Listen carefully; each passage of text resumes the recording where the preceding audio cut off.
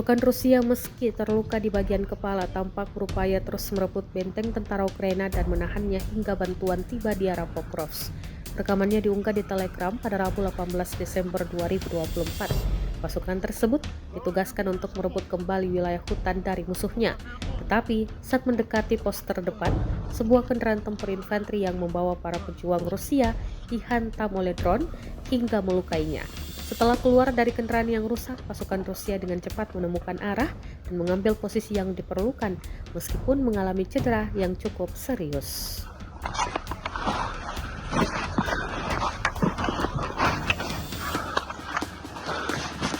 Давайте, мужики, давайте.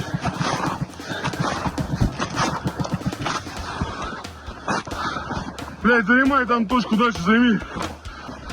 Давай дальше от меня сразу тут еще окапываются, мужики, окапываются. Демель, добряку, я 300.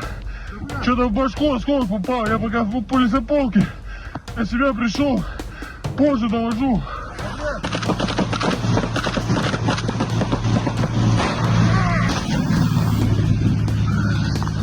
Тёмыч, лесополку.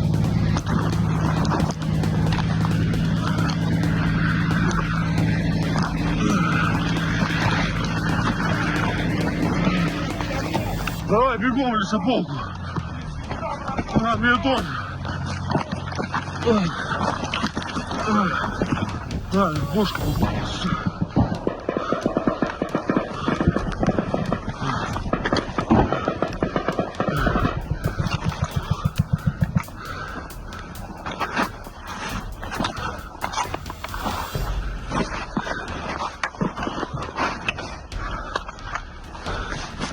Давайте, мужики, давайте.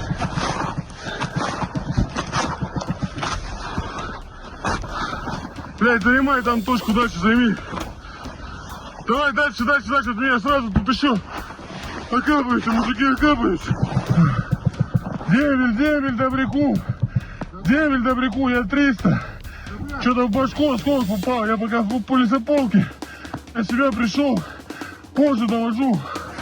Download Tribun X sekarang, menghadirkan lokal menjadi Indonesia.